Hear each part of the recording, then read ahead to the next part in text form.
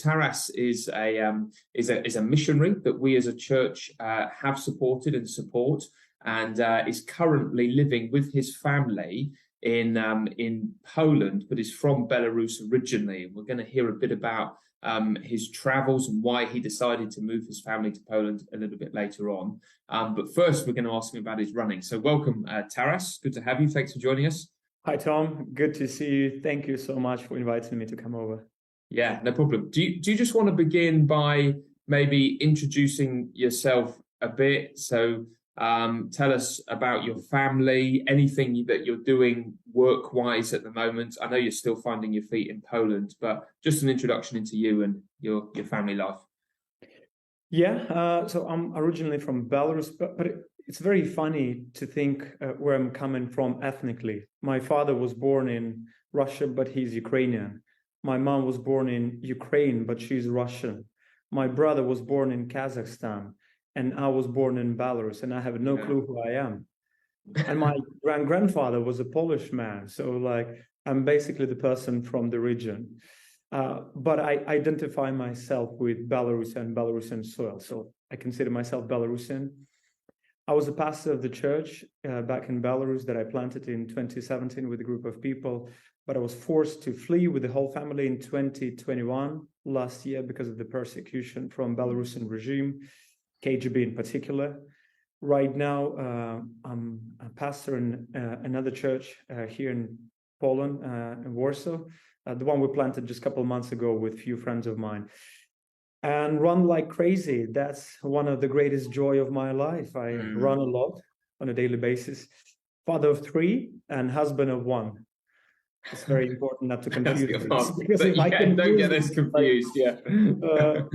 Husband of 3 and father of 1, that would be much more confusing. I mean, your English is pretty good, so we couldn't excuse that mistake as an accident, I'm afraid. But but in a nutshell, okay, great. Well, thanks for joining us, and we'll hear a bit about your trip to from Belarus to Poland a bit later. But let's start with your running. Do you just want to just right at the start, for any runners who are in the room tonight, list off your PBs, 5K, 10K, marathon PB, just to give people an idea of where you're at in terms of your running. Okay, so 800 meters to start. Okay, 400 meters, even though I wasn't a sprinter, I was long distance running. 400 meters, 50 seconds, 800, 153, 1500, 350, 5K, 1430, 10K, 29 something. Half marathon, I started running long distances when I quit kind of more or less professional running.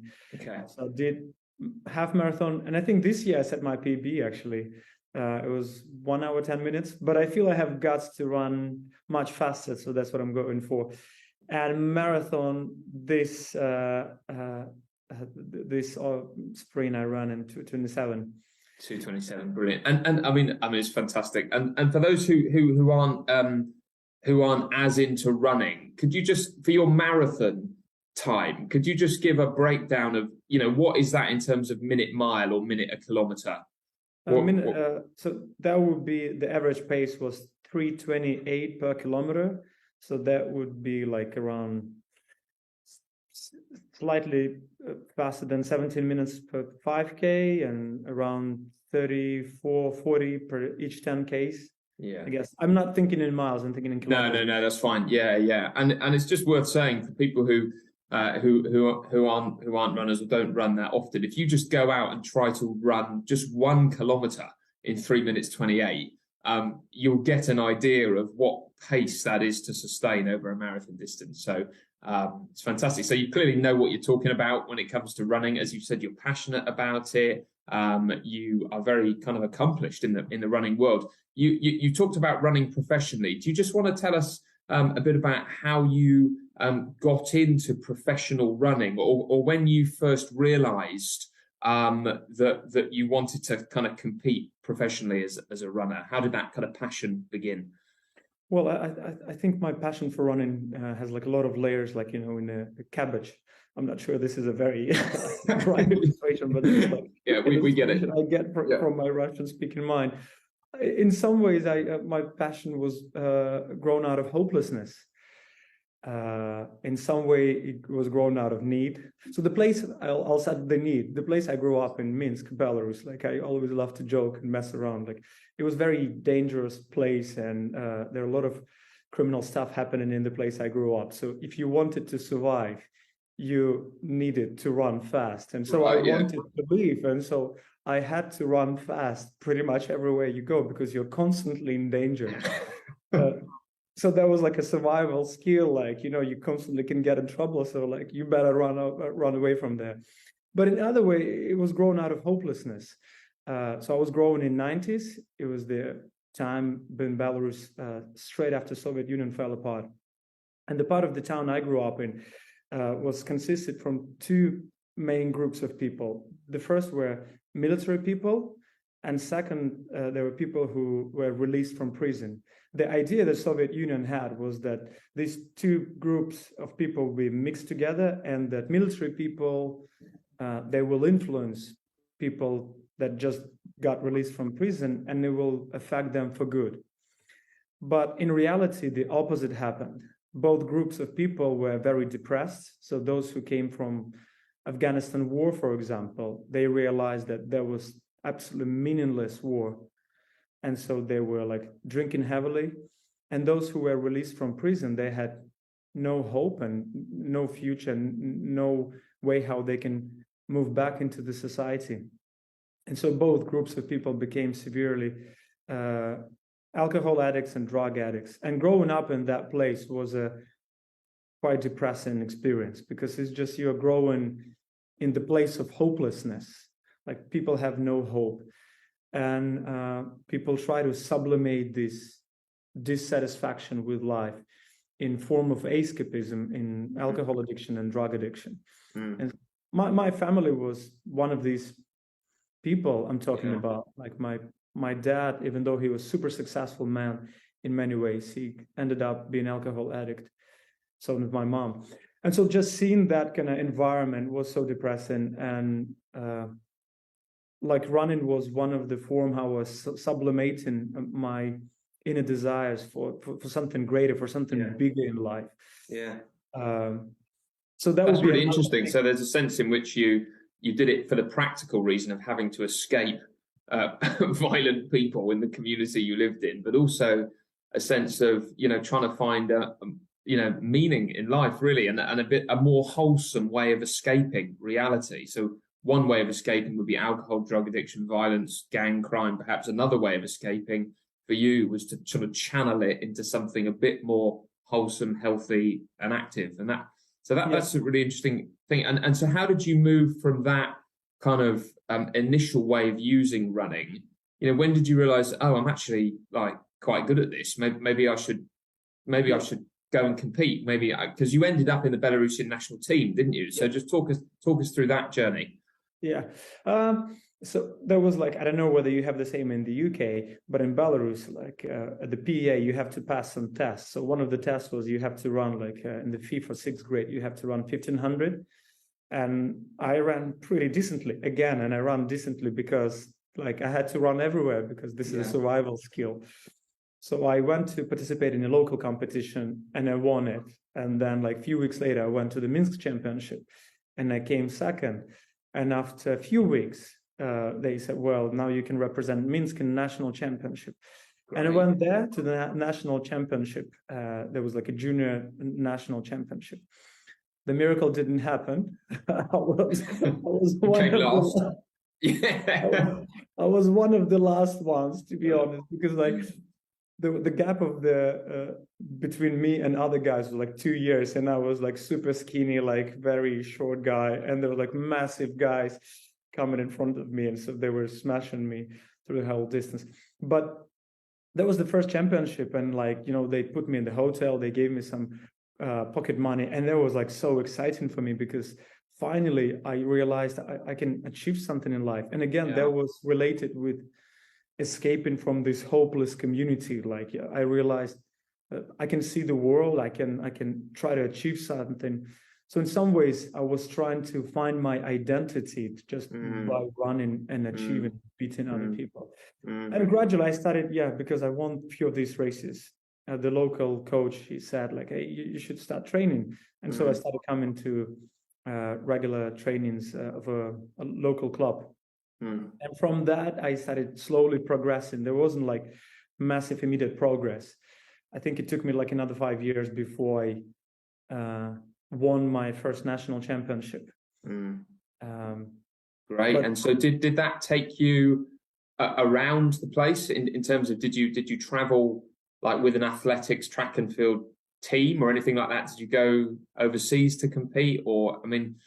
Yes. Yeah. So I think in 2005 was the first time when I came third, I think, in the national championship in cross country, and the first four, they were representing the country in European championship, and we went to Netherlands. That was the first time when I went outside of Belarus. And it was an amazing experience, because like Netherlands and Belarus, it's like you're talking about two different worlds, you know. It's like Thomas More world of utopia, and there's like a world of I don't know, Nazi during Second World War. That would be much, well, maybe I'm slightly exaggerating, but going there was so exciting. I remember there was like do you call it a buffet? Yeah, when you have anything you want to. Because that was my first experience with this kind of stuff. And there was like a buffet of like 50 meters in two different halls. And I was like, my Belarus and Hungary eyes were like, I need to eat everything over here.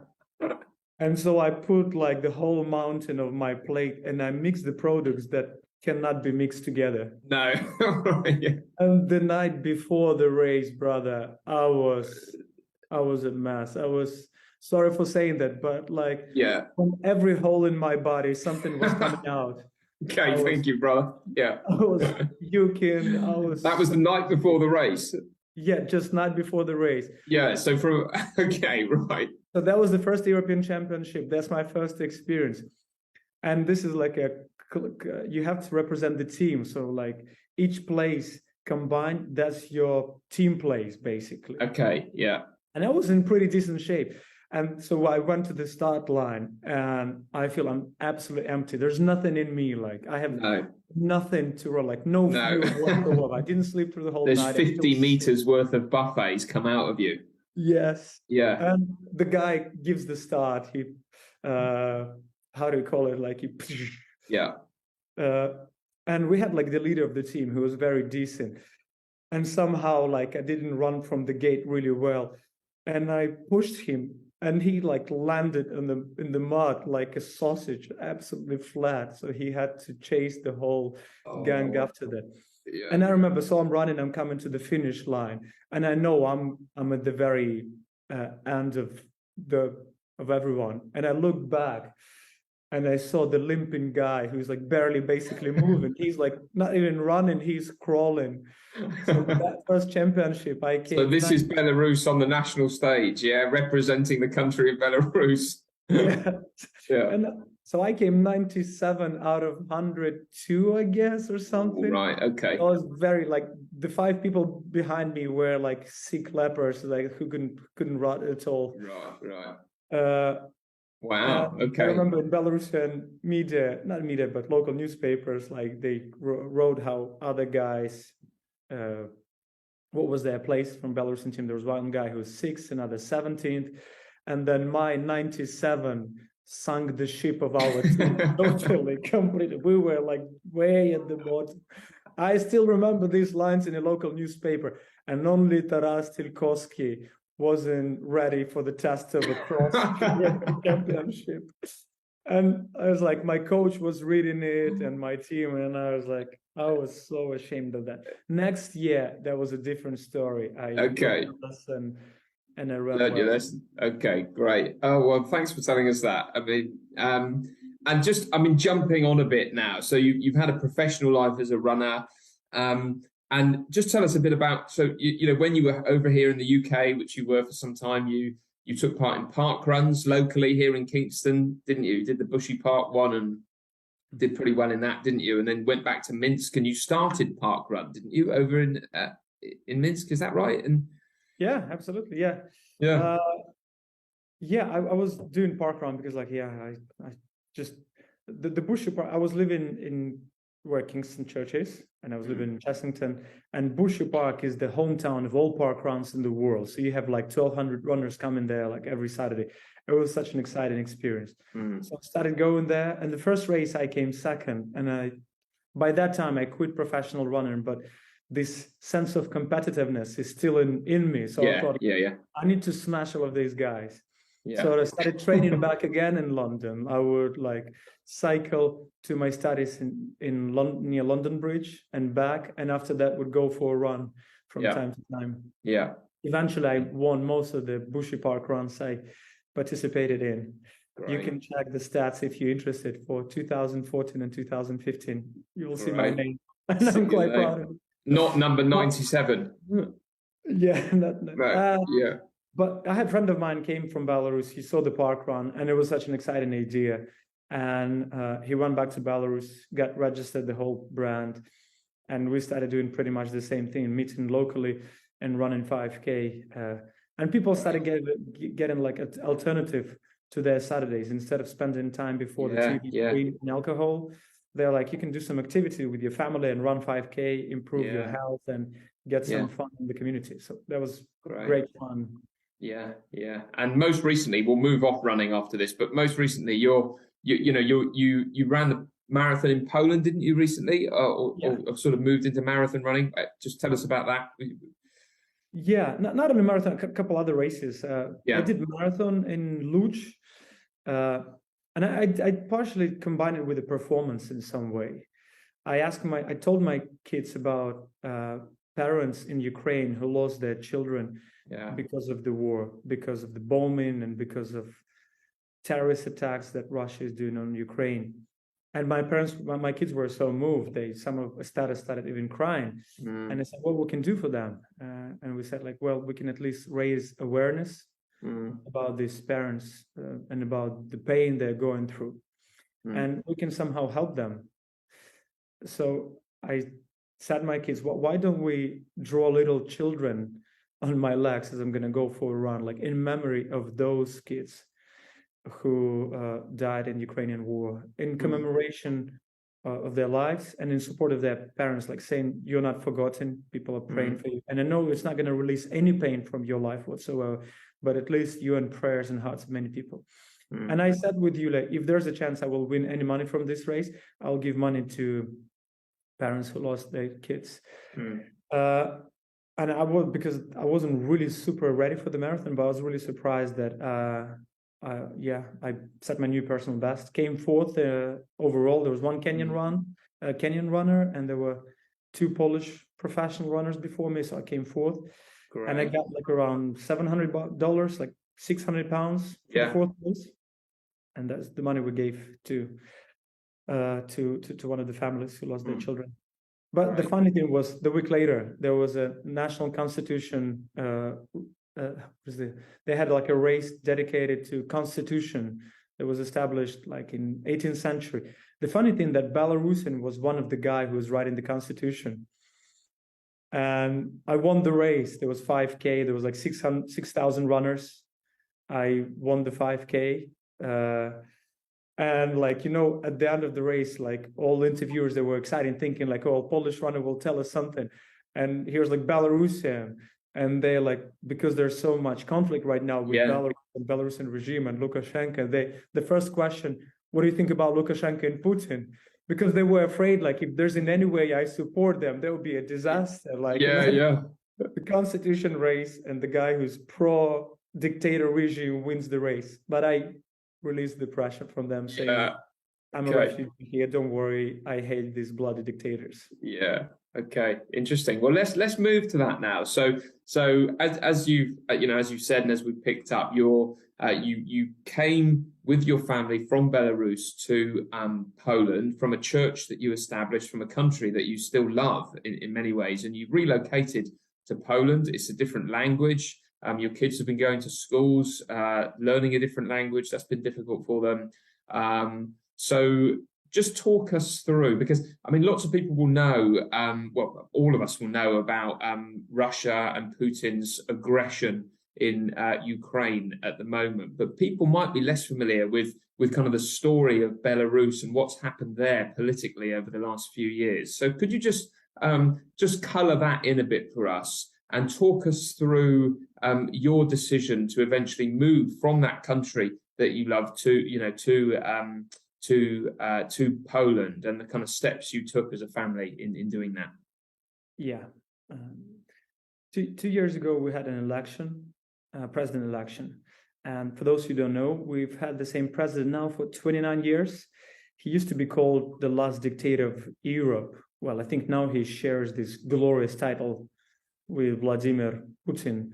But before war, Lukashenko used to be called the last dictator of Europe. Majority of elections we had in previous years were totally hijacked, and it was a total fraud. But in 2020, people were so fed up with Lukashenko and Belarusian regime. We were one of the only countries in the world that denied coronavirus. So people were dying, our hospitals were packed, the amount of funeral was crazy, and yet Lukashenko and his regime were saying there's no coronavirus in Belarus. We had a very few people who got sick, and that people were so fed up. And so there was a vibe of possible change in the atmosphere. So we had few alternative guys who started running for presidency in 2020. Unfortunately, all of them were arrested before the election date. Lukashenko and his bloody regime, they made a fraud case saying they broke some laws and did something against the country and constitution, so they deserve to be punished and imprisoned. But yet they gave the opportunity, Lukashenko's regime gave the opportunity for one lady whose husband was in prison and who ran for presidency to promote her, to put herself instead of her husband to run for the presidency. And Belarusian people united around her. They said, we're gonna vote for her, because she basically was sublimating people's desire for change and for something new in our country. And I would say maybe 70 or maybe 80% even of Belarusian voted for her. But Belarusian regime totally hijacked the elections, and Lukashenko said 85% voted for him. Everyone knew that it's a fraud. Lukashenko knew it, Belarusian knew it, the rest of the world knew it, and people went on the streets to protest, saying we're fed up with it. Lukashenko's regime responded with crazy violence. They arrested 40,000 people in the first few weeks of protests, and people were going on protests nonstop. To the violence, people were responding with more and more protest. And as a Christian minister, I couldn't flee from that pain and from the conflict that we have in our society, even though there are a lot of Belarusian ministers and Christian pastors and preachers and priests. They're saying, we have nothing to do with this world. We have nothing to do with injustice and pain of this world. We're all about heaven. We're all about eternal life. We have nothing to do with that.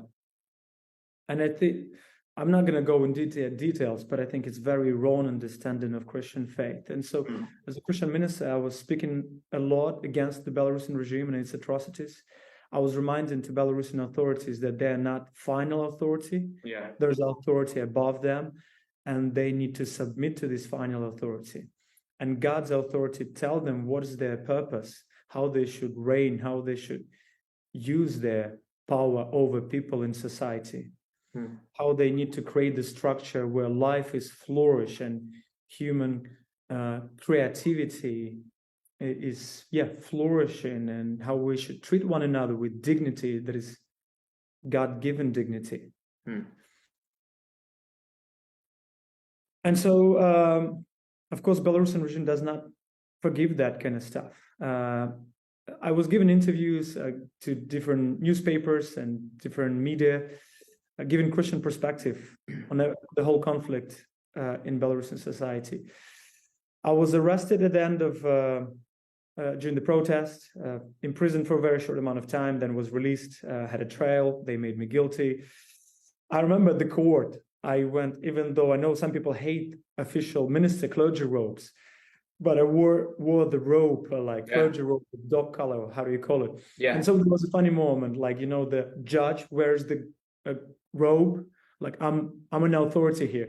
And I came in robe, like saying, I'm also representing authority over here. Right. And she was trying to say, you broke these laws and so on and so forth. And I was pointing to her that, no, you are breaking God's laws. And the way you treat in humanity and the way you treat in Belarusians, how you lie, how you beat people on the streets, you're breaking God's laws, and you will give an account. So that was very interesting moment for me in life, an interesting experience. They made me guilty, gave me a fine. I was released. But I kept saying a lot of stuff against regime, continuing to support those who were protesting, trying to give like a healthy Christian perspective on everything that is happening. And then I started being followed by KGB. We started being spy after. Most of my accounts in social media were hacked. We had our car was followed by. We have no clue what these agents, who were these agents, but obviously I started like being spy after. And to be honest, I wish I could say that I was such a strong man and I could like resist and respond to that with more strength and more stamina and more courage. But I felt my like insanity started breaking at this point. Like even sorry for such details. I remember myself going to the toilet and not being able to relax just to do number one in the toilet because you're so dense and so stressed in your mind. Like you can't relax for a second to just do your normal physiological activity.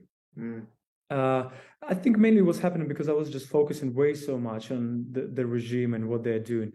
And Belarusian regime is entirely godless. It has no restrictions and no limits, no morals whatsoever. They're so thirsty for their power that they're willing to do anything to humanity and anyone who is standing in their way to maintain this power. So I was followed. Then after a while, I got a phone call from officials saying that I'm a witness of a crime I have no clue about. They asked me to come. Right. To be honest, at that point, I wanted to flee because already many things happened. Like many friends of mine were arrested, and when the interrogator from KGB would come, they would question them for 40 minutes, mainly about me, my activity, my investment in my partnership with the Western world. Again, like even studying in London for 2 years, like by Belarusian regime, they might see that, well, I might be recruited by any special forces to serve their needs and hijack Belarusian regime or whatever, I don't know. So many friends of mine being interrogated by agents like who is he, how he's connected with the Western world, and my kind of understanding that this circle around me is getting smaller and smaller, and there's just a small amount of time when I'll be arrested and imprisoned. I went to this another interrogated process, into this another interview with officials. They made me an interview. They made me a witness of a crime I have no clue about. And they asked me to give me my phone at the end of the interview. That's what they do. Like, they hijack all of your media and all of your emails. I didn't bring my phone with me. I knew that's what they're going to ask me for. And they said, please come on Monday. And during this, the interview was on Friday. And on Sunday, we left with my whole family. And we didn't leave for good. I was thinking maybe we'll have just for a very short amount of time. But within 2 months, a few friends of mine were arrested. And again, when they were interrogated by the agent from KGB, they were asking about me. And for me, that was one of the sign that if I go back, I will end up in prison. And for some people, I know there are some people who are courageous enough saying you need not only to raise the voice against injustice, but you need to be willing to pay the price to suffer for the truth. And I realized I was willing to raise my voice for the truth and against injustice, but I realized I wasn't willing to pay the full price. To face Belarusian regime entirely. So, well, you say you weren't willing to pay the full price, but from another perspective, just hearing about the experiences you went through, you know, the mental anguish that you experienced, the time you spent in prison, the court trials that you had to go through, and not just you, members of the church community who were arrested. You know, I think most of us would say that is a pretty high price you've already paid for speaking out against the regime and for doing so from a Christian perspective. And so, thanks for telling us that story so clearly. And then, so you decided to stay in Poland. You're making a new life in Poland. You were saying at the beginning you're beginning to pastor a new church there, which is in its infancy still. But it would be great to hear a bit about what life is like for you now on the ground in Poland. So we know that lots of Ukrainian refugees fleeing the war have come over the borders and into Poland, and I know that that's presented an opportunity for you, hasn't it, as both one of those refugees in one sense, but also now in a position to serve others who are fleeing. Do you just want to just outline what you've been doing since you left Belarus? You know.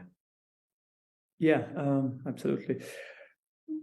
For a while, we were stuck in the middle of nowhere because, like, you know, back in Belarus, we had the whole life sorted. We had the place to live. We had a church to pastor. Like, there was my culture. There was my people in the sense of, like, I knew everything. There was the whole life. And now we ended up, like, in a foreign land with a foreign culture, with a foreign language. And for a while, we were just stuck between nowhere. And we were expecting and hoping that things might change very quickly and we will have a chance to go back to Belarus. So for a while, I would say we were doing nothing. That's, if you allow me, brother, just to go back for 1 second before I'll get back to the question. I was reading Viktor Frankl. If some of you might have heard the name, this is a psychiatrist who went through many of the concentration camps during the Second World War, through the Nazi concentration camps. And he was providing psychological help for imprisoned people. And it's interesting, he said in a few of his books, he was saying the first people who were dying in the concentration camps were those who completely lost the hope that things will ever change. They was like, it's all meaningless. There's no hope. There's no future. That's it. This is the end. These were the first people who were dying. And the second group of people who were giving up and dying quickly there were those who were expecting changes that will come quickly. So they were saying, just another 2 weeks and things will go well. And then 2 weeks later, things went even worse. And so they were losing all hope, and they were the second group of people who were dying. And the only group of people who was able to survive and maintain life were those who were not expecting anything to change quickly, and yet they were maintaining the hope that one day things will go for good, that there will be some good happening. And that was one of his psychological trick, if you can put it in these words, how he was trying to elevate people from the moment of the current pain to the situation where this pain will be no more, and there'll be place where will be space of life where they will be flourished.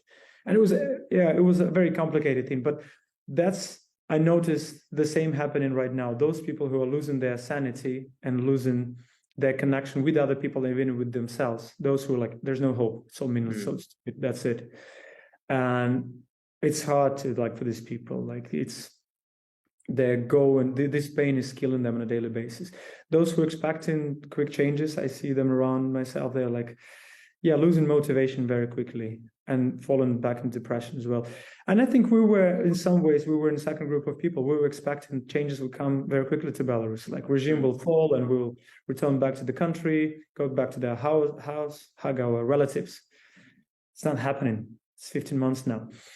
So I realized this desire for quick change is it's a poison for soul, poison for life. And when the war started, I realized I can't do everything.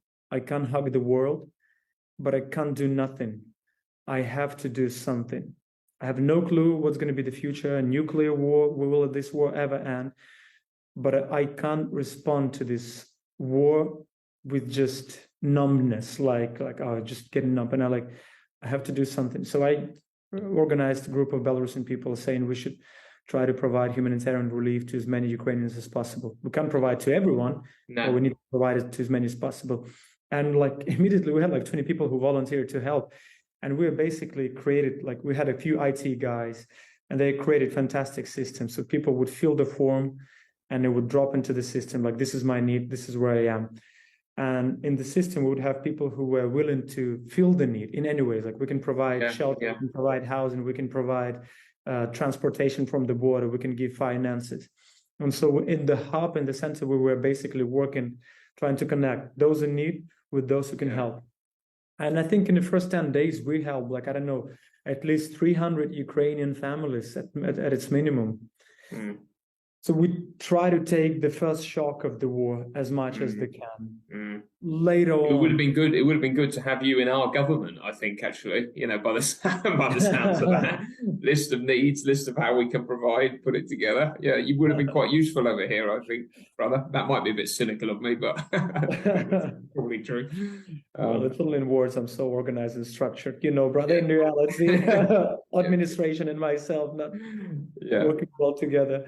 Well, that sounds great. So and later on we started. Now what I realized, I go on every Tuesday, I go to refugee center, and now I see these people who come, they come to get humanitarian aid, and there's one thing I see so clearly, and I really want to emphasize it. I remember the words of Jesus Christ that what is that in English? Not by bread alone human beings are alive. Can you, brother, help me to phrase it in English? Man shall not live by bread alone, but from every word that comes from the mouth of God. Exactly. Sorry, I don't remember that in English, but I come there and I see, brother, that we are much more than our physical and material needs. So we give them bread, we give them food to eat, and they're hungry, they're thirsty, they're empty. And I open up the scripture with these people and I try to bring the comfort from the word of God to not nourish only their bodies with this food, but nourish their eternal souls, their mind with a greater perspective than the pain they're experiencing in the moment. And it was so amazing to see that they, when they're really hearing the words of God, when they're going away from that, they're nourished, they're getting a sense of hope, they're having perspective in their life. And so we try right now to provide some holistic help for people, not only to relieve immediate humanitarian need they have. We do that, but we also try to care for their eternal souls. So now the focus changed. Now we're not caring only for like their immediate needs, but we try to serve with those things we can serve the best with the word of God. That's what we do at the moment. Thank you very much. That sounds brilliant. And that's a good place to kind of transition to the kind of the next and in some ways last bit of the interview. So you've talked throughout this interview and specifically in the last few minutes about how your convictions as a Christian have shaped how you've responded to this refugee crisis in Poland, shaped how you've spoken out against the regime in Belarus. It was why you came to England to study for Christian ministry. You've been involved in church planting. So that's been a huge part of your life. And just to kind of join the dots a bit with the running stuff, a few years ago, you undertook a massive endurance challenge, which was to run 500 kilometers in 5 days in Belarus. So that's 2.5 marathons a day for 5 days straight. Which is just a phenomenal feat. And it was a fantastic thing because you had people filming it. There was a live stream so that people could tune in and ask you questions as you were running along and suffering. I'm sure you've got loads of memories about that. Do you just want to tell us, I mean, firstly, a little bit about that challenge, but secondly, why you chose 500 kilometers in 5 days, why you did that? Because it links in with your Christian convictions, doesn't it? Yeah. In 2017, we were celebrating 500 years, not only of Reformation, when Luther knocked his 95 Theses, which happened yesterday, 505 years ago. I don't know, we're talking Not yesterday, but we're filming on the 1st of November, so it was 31st of October yesterday, Yes. And majority of churches, they were organizing some cultural events for these kind of for the Reformation. Oh, sorry, I didn't say that. That in 1517, there was a Belarusian guy who translated Bible into Belarusian language. Not the whole Bible, but majority of the Bible books into Belarusian language. We were the fourth country in the world, the fourth ethnic group that had a Bible in their national language. I'm not sure, but Tyndale translated Bible to English like 15 years only after that. So we had it before that. But amazing thing about Bible is that it's not the book only just about doctrines and ideas. It's a book of life. That's how I see Bible. It's a book full of life. It tells us about life. It invites us to experience life. And this is how I see this book. And I personally experienced this book reviving my soul. If you remember in the beginning, I was telling a lot about hopelessness that I experienced in my community because people had no hope in life. And what Bible revealed me is there's meaning to life. There is sense in everything. There is a greater things that I can see and experience on a daily basis. And churches were organizing cultural events, and it wasn't attracting much attention from society because, like, they would say, "Come to hear lecture on Bible and some music," and people would be like, "Oh, fantastic, thank you." Yeah. And I thought, how can I combine my skills with my passion for Bible? And I try to combine my running with Bible. So I decided to run 500 kilometers in commemoration of 500 years of Belarusian Bible and Reformation. And by doing that, like something extreme, I was trying to say, look, these ideas that were relevant 500 years ago, they're so relevant now because truth matters, meaning matters, life matters. And these things, they don't have expiration date. It's not like you can say like they were valid back then. They're so important nowadays. And Bible transformed Belarusian society 500 years ago. Literally 16th century called Golden Age of Belarus. And only historians talk about that because many people like forget about history.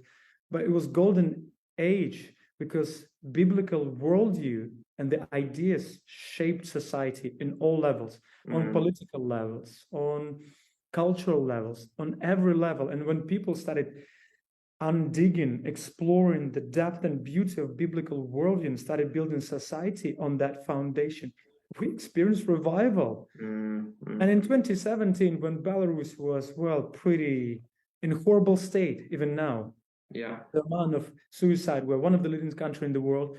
The amount of kids that are in orphanages, we're one of the leading countries in the world. The amount of alcohol and drug addicts, we're one of the leading countries in the world. The amount of divorces, 8 out of 10. And this is not talking about only about even political system and economic system, which is extraordinary. So I was trying to say to people, no, it's just because we're building society in our wisdom, and look what kind of society we have. We have, I'm sorry for this word, but I would say crap. We have crap. We have like pain, tears, death. We have nothing beautiful. And look, back then, when we built society based on this book, we had something beautiful. And this is, if we start exploring, digging it deep again, and try to bring it back to our communities, we can experience revival again, because this world doesn't have expiration date. It's the eternal word of living God. So I was really trying to, through this sport event, communicate with our society, with Belarusian country. That was one of the big desires I had, because I didn't have any passion for just ideas or for my running. There was more, I hope it was love for my community and for my people. That was driven me to run it. Brilliant. Well, it was a joy for us to be able to kind of share in that experience with you. I mean, obviously we went through none of the suffering that you endured, but it was good to be able to see it on that live stream and to see that enthusiasm for the Bible combined with your natural abilities, just working so well to raise attention about the Bible. Just as we kind of come to the end, last couple of questions. Your enthusiasm for the Bible and the life message that the Bible offers is really plain. Do you just want to tell us, because you said at the beginning, you didn't grow up necessarily in a home or in a context where The message of Jesus was very prominent in your life. In fact, it sounded like there was crime and alcohol addiction in the home. Just tell us then about your own personal journey, in this theme of running away from God, perhaps, and being found by God, and personally yourself becoming a Christian. I think it was again, like in the beginning, with my passion for running, many layers, and there are quite a few layers with how I became a Christian. I will not go into details with everything, but share a few. It's interesting. My parents baptized me in Russian Orthodox Church at the age of 6. That's more a superstitious thing, rather like a understanding of the baptism. But it was such a dramatic experience for me. So next day I went to kindergarten and I started telling everyone about God. And I got a nickname, Preacher. Wow. Like, who knew that kids prophetically would give me something that I would commit my life to later on in life. I grew up in house of cultural Christians, I would say. Parents would go to church twice a year to do some rituals, to put some candles, but there was nothing of Christian faith, like in biblical understanding of it, in my house or in the community whatsoever. It's more about tradition and superstitions rather than Christian faith. What played a huge role in me started thinking deeper about issues of life and faith was my father. As I mentioned in the beginning, he was a very successful man. Back in Soviet Union time, he was a colonel in Soviet army. He participated in Afghanistan war. So he had basically just one step before general. Soviet Union fell apart and he went into politics, and he was he was super sharp man. He was a very successful politician. He was chief executive for human rights in Belarusian parliament, quite high ranking. After a while, he left from the parliament and started doing business, and was very successful in business. He was like, when I remember in the beginning of 90s, when everyone was very poor, our family was flourishing. Like, we had 2 cars, our fridges were packed with food, when other people were having like nothing. And after a while, he went into law stuff. He got his third master's in law, and became a lawyer. And again, because of the connection and because of his sharpness, he hasn't lost any case for quite a few years. And back then he was, I'm not entirely sure whether it's right or not, but I think he was one of the members of national Soviet Union team in high jump in track and field. Okay. So he was like, basically what I'm trying to say, like, whatever he touched, like, can turn it into gold. He was a successful man, sharp man, good marriage, decent kids. And he ended up in severe alcohol addiction, like drinking literally, I mean, sometimes 2 weeks in a row. And I'm seeing my father drunk. And for me, it was, painful, because like in your parents, you try to find, both comfort and answers for deep issues of life. I get none. And I remember when my father was sober and in pain, I was asking him, like, Dad, you had everything in life that most people desire for. Why are you drinking nonstop? And he said a very interesting thing that stuck with me for the rest of my life. It's in my bones. It's not even in my mind. He said, nothing brought me satisfaction. Alcohol became a good way of escapism from the pain of reality. And it stuck with me so deeply that I said to myself that I'm not going to repeat the life of my father. And I started searching for meaning. Like, is there a meaning? Is there more to life than just success, politics, sport, and achievement? And for a while, sport was the heart of my identity. I thought, once I win these races, I will become satisfied. I will be full of life. And I remember I won most of the races I kind of dreamed of winning, like national championship, represent a national team. But this sense of emptiness haunted me. And I remember I started going to Russian Orthodox Church and praying with a very simple prayer. God, if you're there, I really want to know you for who you are, not who I'm trying to imagine to myself. That was important for me, because I would go to Russian Orthodox Church, and it's not word-driven communities, it's image-driven communities that are open for your own interpretation. You go, you see this mystical building with a lot of icons and candles and all this mystical experience, And you can interpret this experience in any way you want. So I would go see the icon, and I would ask some questions that are burning within me, like, can you have sex with girl before marriage? And I would look at the saint and he's smiling, and I would think to myself, well, probably he's saying yes. That's how I was building my He looks positive. Yeah. And so I started praying, like, God, I really want to know you for who you are, not who I'm just. I realized that God becomes basically the projection of my desires. I'm worshiping the God I built in my own imagination. And in 2008, I was invited to English courses organized by American Baptists. And I went there, and at the end, they asked me whether you would love to know more about Bible and Christian faith and Jesus. And I ticked all the boxes, says, yes, yes, yes. None of people ever contacted me, even though I was so willing to hear about Jesus and Bible. But in God's providence, I was invited to the church that was involved with organizing these courses. And there, for the first time in my life, I heard clear Bible presentation. Preacher opened the scripture, read the passage, and explained in simple terms and words who Jesus is, why he came to this earth, and what does it mean to be his disciple and follower of him.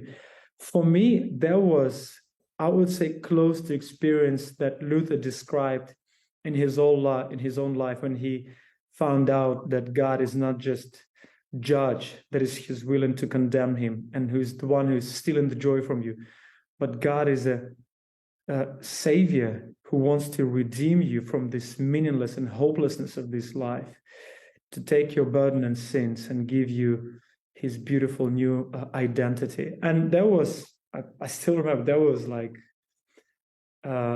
eye, soul, mind opening experience in my life. I wouldn't say that was the only moment when I turned my but there was one of the moments when I understood what Christian faith is all about. Yeah. And I became a Christian. Yeah. One thing I realized later is that, you know, sportsmen and runners, they're full of themselves. You basically want to beat everyone and prove yourself to the world and say, look at me and admire me. And not probably, it would be unfair if I say I'm not that person. I was that person. I was saying, like, winning everyone, like, look how glorious I am. But when I became a Christian, I realized there's someone who's much more beautiful than I am. And people will never find any answers of life in me, but they will find answers in the person of Jesus. And so I realized I want to commit my life not to making people serve me and admire me, but helping people to see who Jesus is. Thank you very much. Yeah, and that's been clear in everything you've said. Really good, Taras. I think we'll call it there on the interview. But it's been great to hear all of your story and the way in which the different bits of your story just connect in all kinds of different ways. It's been a joy to talk to you, and I hope everyone who's been listening in has got something out of it. So thanks for joining us. Thank you, brother.